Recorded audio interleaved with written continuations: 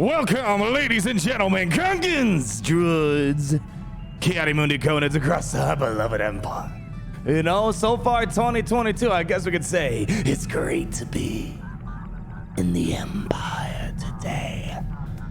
And today, to continue our imperial domination, we're gonna be talking about a brand new Omicron coming to Star Wars Galaxy of Heroes, and it's rebel-based. Oh! Admiral Ackbar is getting an Omicron, and people, I think, are maybe sleeping on this. Even though I'm gonna put my opinion on the rebel filth aside, we have Inquisitors coming in to clean up that mess in a few short days here. We gotta talk about Admiral Ackbar and how I think we're gonna see Fulcrum Tano come back into the mix. And you guys who've been here since 2016, remember the good old days of, or bad old days of Chirrut and Baze? I think we might see a little bit of revival of that. Come on over here, the water's just fine. This is a little interesting. Omicrons really bringing life to a lot of characters so long as CG doesn't get mad that they can compete against the Galactic Legend. It seems like right now CG's policy with Omicrons is they don't want Omicron marquees or Omicron random mill the characters to be able to compete with Galactic Legends. They seem to only be comfortable with Omicrons on Conquest characters like Boba Fett, like Starkiller, being able to compete with Galactic Legends. So I don't expect Admiral Ackbar to compete with Galactic Legends like Qui-Gon used to, rest in pepperoni to him, but he's getting an Omicron on Rebel coordination. And the good thing is, I think, is that it's grand arena focused, and so far those seem to be the most enticing Omicrons in the grand scheme of the game. Let's go and hop on over to the forums. As you guys know, card in the top right hand corner, Second Sister's here if you want to see the full kit breakdown in her. She's coming tomorrow as a marquee character, and boy, we're gonna have a lot of fun testing her out. And my hope is maybe some Lord Vader love will come out of these Inquisitors. They might be the Bad Batch for Lord Vader. We'll have to wait and see. All right, Omicron ability update. Admiral Ackbar, one important thing to note, they did clarify on the SWGoH events Discord server that this Omicron should not alter the Rebel fleet's speed. And usually when you slap on a Zeta, for example, it's gonna make ships faster. Admiral Ackbar, I mean, he's the only pilot that has an Omicron, only fleet commander that has an Omicron. So the question came up whether this is gonna affect ship speeds. The Omicron will not make the Admiral Ackbar's fleet any faster than it was before, which would have been kind of a nice benefit on top of it. But here we go, leader ability, rebel coordination.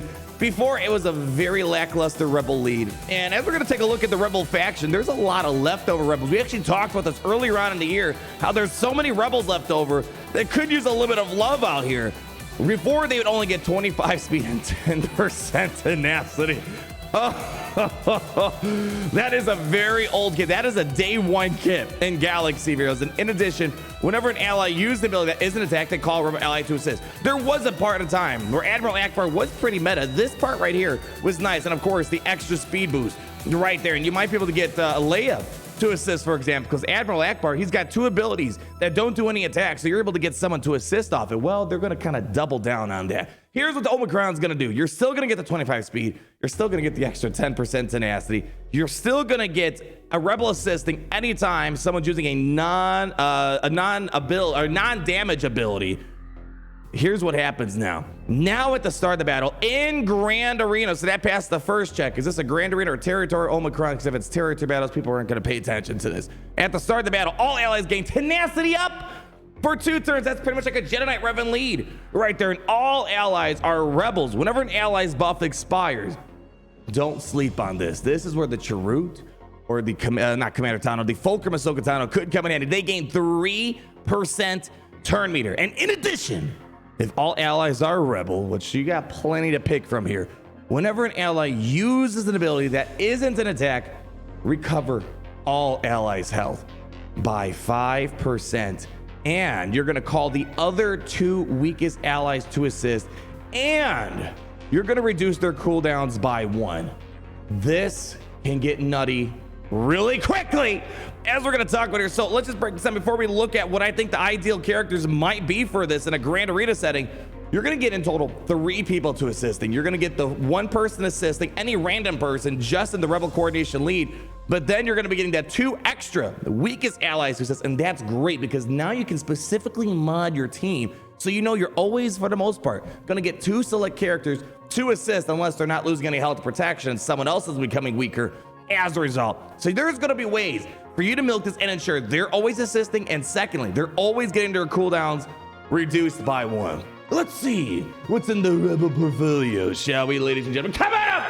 This feels like a crime talking about the Rebels, but we got to talk about it nonetheless. So Admiral Ackbar, he's leading. As we said, he's got 2 abilities that do not do any sort of damage. In the trap, which is already a mass cleanse effect, which is great, and it's going to recover health for each effective spell, and he's going to get a 25% chance. Man, that's such a throwback. A 25% chance to gain 40%. So there was always way back when they kind of really controlled their turn by making it such a low chance to get it to happen. And also you got Tactical Genius. Admiral Ackbar, he's going to grant the Tactical Genius effect, and the first ally to use it gets 100% turn and recovers 30% of their max health. And then Tactical Genius ends whenever an ally triggers it, yada, yada, yada. So there might be a few ways to go about this. You might want Admiral Ackbar to be the weakest character on the team, so he's always assisting, whatever, but he's having his cooldowns reduced every single time he's being called to assist. And what that means is he might be able to quickly, constantly cleanse the team, constantly grant Tactical Genius. And I'm not going to say there's a turn leader loop situation, but there could be a situation where they're just going to take so many turns because he might just keep spamming Tactical Genius or keeping the team alive and well by constantly cleansing the team. But I want to talk about the 2 characters I opened up with today, and we're going to go through a throwback to a video I did back in 2016 before I really started showing my ugly mug on YouTube. That's probably when it all went downhill, right? Ahsoka Tano Fulcrum. We've had her. She's had meme days. She was, when she first came out, it was kind of a big deal. So it was 2017, I believe, when she came out. And she was just okay when she came out. She was all right with Commander Luke Skywalker. She wasn't anything absolutely crazy, nothing to write home about here. But there's a few things in mind. Hopefully you're going to get lots and lots of different buffs spreading throughout the field. She's going to constantly soak up these buffs. And remember, with the Omicron now, anytime an ally's buff expires, they gain 3% turn meter. Well, what does she do with all these buffs that she's pulling in, which also, by the way, she gets turn meter for each buff she's pulling in? With Whirlwind, she's going to consume, that was the old way of saying dispel, all non-unique buffs on Ahsoka and deal physical damage to target enemy and scoring an additional for each type of buff consumed, and it can't be evaded, yada, yada, yada, minus 50% armor against this attack. She's going to constantly burn through these buffs, dispel them, and what happens when you dispel or you lose your status effects? You're gaining 3% turn meter. So let's say, for example, she had 10 buffs in her, she threw them away. She was going to get 10% turn meter back, and or 30% turn meter back, and try to cycle through this over and over and over again. And if you maybe mod her, so she's the weakest character on the team in terms of weakest means lowest health and protection. I think it's kind of weird because you might think weakest might mean the lowest damage. It means lowest combined health and protection. You can constantly get her to assist, reduce her cooldowns, and she might be able to constantly spam meditate, get the Whirlwind a lot more often. So don't sleep on that so far. And then we got her unique ability, which also gets a little interesting because she's already got a built-in self-cleanse mechanic. Idea number 2, that could also go well, I keep calling Commander, Ahsoka Tano Fulcrum. This character, it's funny, no one really talks about him nowadays. Hard to believe, but this guy in 2016, the Chase meta, the Chirrut Baze, throwing it with Commander Luke Skywalker, Captain Rex, and Darth Niles, weird meta days back in the day. He was a menace. It's funny to see that. Unlike most metas, most characters kind of stick around. You know, Darth Revan's around, Jedi Knight Revan's around still to an extent. This team just went, whoa, they're off the map. No one even, people forgot this guy probably exists in the game. As the Force wills, it's really hard to describe until I show this example back in the day. This right here can grant tons of heals over time for the entire team. And that's a lot of buffs that are going to eventually expire and grant tons of turn meter as a result, as I'll show you right now. Actually, Gary, can we just put it on the screen right now? Here's an old throwback to one of my old school Chirrut in-depth reviews that we used to do way back in the day. This is just a very weird example. This is before we had collapsible and stackable buffs and debuffs. So this is before the whole screen would just be green. This is not even an extreme example. This is just a low tier example that we have here. So watch this. Inside the AAT raid, we go ahead and in a moment, man, this is before even Vorex was a thing here. So here we go. Here comes the cleanse and boom! All of a sudden you got tons of buffs on the team. And look at all that turn meter. That's a lot of turn meter just right there off of a very mild cleanse for the most part right there. That's going to set you up for a lot of turn meter or even buffs for Commander Ahsoka Tano. So that's another idea that's on the board here. Being able to get Chirrut, for example, to be maybe a bit more impactful in the game because he's got a cool kit. He's got a cleanse. He's got tenacity up, heal over time. Back in the day, he was the highest hitting character back in 2016. It's funny to see we're way past those days of him saying, I think he was like one of the first characters to do like 80, 90, 100K damage back in 2016. Pretty nuts. Pretty nuts how this characters work. And of course, you got all this heal over time. Whenever a rebel ally is being critically hit, they're gaining a heal over time for 2 turns. So that's another extra way of getting buffs to feed on your team. And you know, especially talking about critical hits, there's another character I'm fairly hopeful that maybe might get some use here. And that's R2-D2. R2-D2, in my opinion, is the probably most lackluster, weakest legendary in Star Wars Galaxy Heroes in terms of the present meta landscape that we're existing in right now. A few things. Getting R2 to assist all the time. Well, that's cool. You might get frequent stuns on the basic right here. Smoke screen's nice, that's nice. But here's the thing, combat analysis. Remember, anytime you're going to be assisting, likely in a rebel team, you're going to critically hit. You're going to have ways to constantly, even just passively cleanse your team through R2. This data was amazing back in the day. We don't really see it that much. Commander Luke Skywalker forgot that he had a second droid on his team here. He was critical back in the day. Now he's just kind of, he's a bit lost. He's running through the sands of Tatooine screaming, "That's so wizard!" And he's trying to find the right team to go with. And of course, he's sharing his stats to the team. So he's kind of like going to be the 3-Pac back in the old day where R2 would pull stats, share stats. This was the kind of the first example of that. 3PO and Chewie, Mon Mothma, they're more extreme examples of what R2-D2 started way back in the day. And lastly, there's a lot of ways. We can spend a lot of time sitting here. Biston, for example.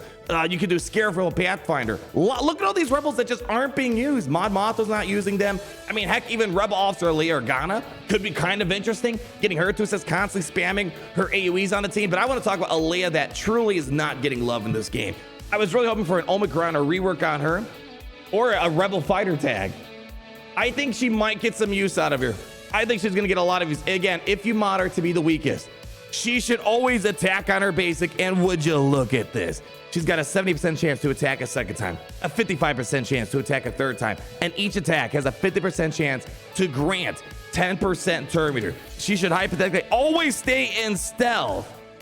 So there's, I forgot she had a Zeta. Oh my gosh, completely forgot she had a Zeta on her kit right here. Man, talk about, oh my gosh, look at this. Oh wow, Rebel Allies get a 20% critical chance. Wow, jeez, that's so much good stuff right there. Princess Leia, I'm hoping has a lot of fun here. I think there's, I want to bring up one more. My gosh, there's so many great options. You got Wedge, you got Biggs, all these leftover characters. Maybe they might have a home finally. Stormtrooper Han, he was meta. When mods first came out, he was the most impactful character. When mods first creeped their way and got their grimy little paws around Galaxy of Heroes throat, being able to get him to constantly get turn meter over and over again, I mean, you might make him the weakest. And every time he's reducing his cooldowns, woo, he's feeding tons of turn meter to the team over and over again. So you guys are seeing that, yeah, on paper, this is, again, their policies that Omicrons are not in general meant to counter Galactic Legends.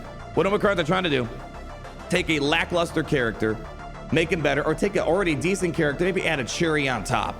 This is definitely an Omicron that I think a lot of people are going to have on their mind, because Admiral Ackbar, Rebel fleets, one of the best off-meta fleets that counter pretty much every fleet. Executor can get it really tricky unless it's a really weak Executor lineup. A lot of people have a Relic 7 Ackbar as a functionality of the fleet. As you can tell, my mods are horrible. I don't use the character. You just need 6-stop mods on Ackbar's fleet on the home one to get some big plays rolling, as we've seen time and time again. So this is the character a lot of people might have geared up solely for fleets, but now if you have him at high relic, you might be able to take advantage of him. Slap on an Omicron, and with all these rebels that primarily are a function of gearing up for a bunch of random legendaries or galactic legends out there, it would be great to see those GL requirements that people might not need, like Wedge, turn them into something that can maybe turn them into a C or maybe even a B team. I can see this team being a little annoying. It's going to be something new on the block. I don't know if it's going to be the best Omicron, but I don't think it's going to be the worst Omicron in Galaxy of Heroes. And the fact that it's Grand Arena oriented is a lot more enticing than territories and, more importantly, territory battles. But you guys know how we do things around here. I'm going to pass the ball over to you guys in the meantime. you think the Rebels can mount a comeback? I don't know. Maybe they could do something funny. But you guys, boy, I'm sure someone's gonna be the mad lad that do it. And we might see some really cool stuff. The revival of Chase. Maybe a second shot for Fulcrum Ahsoka Tano to make work happen. And maybe just that little bit of love that Princess Leia has been so desperately needing in Galaxy Heroes. Leave a like, comment down below, and subscribe so you're not missing a thing. And most importantly, always remember, it's great to be in the Empire today.